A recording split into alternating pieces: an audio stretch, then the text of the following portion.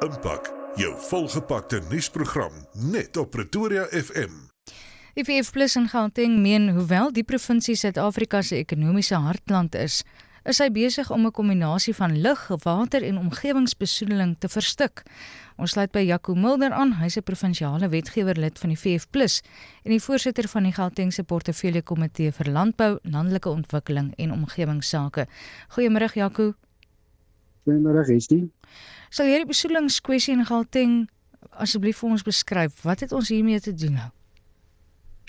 Kom ons kyk gou na die agtergrond van Gauteng. Ons weet, as ons kyk na die landskaart, is dit 'n relatiewe kompakte provinsie, so ongeveer 18,000 vierkante kilometer groot. En as ons aan ag neem dat daar ongeveer 60 miljoen plus mense amptelik volgens sensussyfers in Suid-Afrika is, dan woon 16 miljoen plus in Gauteng. Met ander woorde, meer as 'n kwart van alle Suid-Afrikaners woon in Gauteng. Dan weet ons ook dat Gauteng die ekonomiese hartland is van Suid-Afrika, met die vierde grootste ekonomie in Afrika. Dit beteken is heelwat verkeer hiernatoe, heelwat mense, heelwat industrie, en daarom rus daar soveel te meer 'n groot verantwoordelikheid op die Gauteng regering om dan ook die besoedelingskwessie aan te spreek, wat wel dan nou nie gebeur nie. Ons kyk na 'n spesifieke geval nou. Gautengers in Johannesburg en Ekurhuleni het hierdie week verstik aan 'n onwelriekende swaalreuk. Weet jy wat was die oorsaak daarvan? Nou, volgens die Nasionale Departement van Bosbou, Visserry en Omgewingsake is dit waarskynlik afkomstig vanuit die Sasol-aanleg omgewing by Secunda, waar daar met steenkool gewerk het, en is hierdie hoë vlakke van waterstofsulfiet wat opgetel is in die Ekurhuleni Oosrand en die Johannesburg gebied, wat heeltemal bo die aanvaarbare vlakke was. Die reëls en regulasies om die omgewing te beskerm wat besoedeling betref, word dit nagekom, Jaco?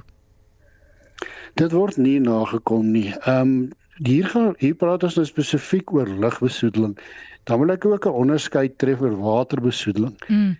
Ons het reeds berig oor die grootskaalse waterbesoedeling wat deur plaaslike regering en plaaslike owerhede in Gauteng veroorsaak word, deurdat die watersuiweringswerke of rioolwerke dan nou nie in stand gehou word nie, en daar grootskaalse besoedeling plaasvind van onder meer die Krokodilrivier vanuit Kreeusdorp se geweste by Mogale City, wat die Hartbeespoort besoedel. Ons weet almal van die Rooiwal kwessie, waar daar reeds 'n hele paar mense lewensverlies was in die Hammanskraal omgewing en boere nie vars drinkwater eers het nie. Ons weet van Empoleni van 'n boupark. Dis alles munisipaliteite wat vanweë swak onderhoud en swak dienslewering nie by hulle mandaat hou nie. Dan is daar natuurlik ook nog die gewone besoedeling wat plaasvind van vullestortingsterreine wat nie in stand gehou word nie. Ons sien hoe die rommel op die straat, hoeke lê. So dis 'n totale groot rommel fiasco wat Gauteng tref. Basiese menseregte word hierdeur geraak, Jaco, as jy nie skoon lug en water het nie. Watter stappe kan gedoen word? Is heeltemal reg, vanweer die hoë bevolkingsdichtheid in Gauteng word soveel meer mense geraak daardeur.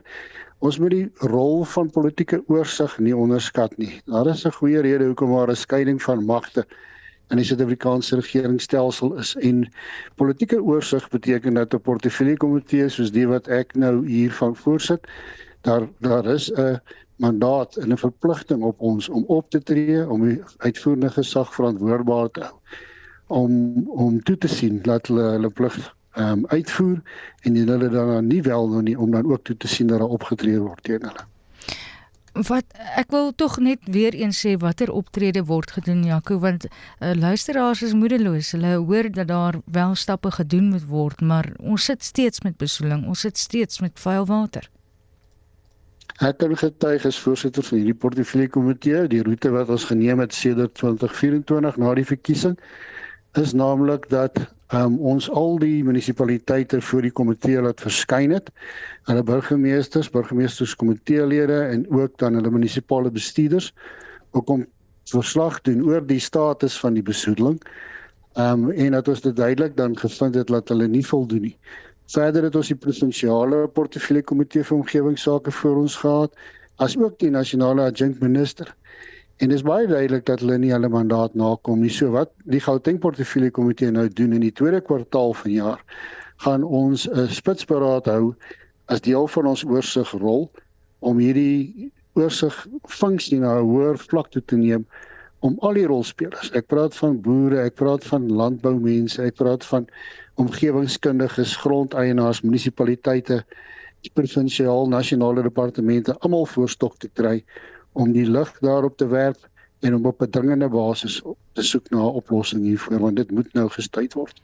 Maar dankie, dit is Jaco Mulder, hy is 'n provinsiale wetgewerlid van die VF+ en die voorsitter van die Gautengse Portefeulje Komitee vir Landbou, Landelike Ontwikkeling en Omgewingsake.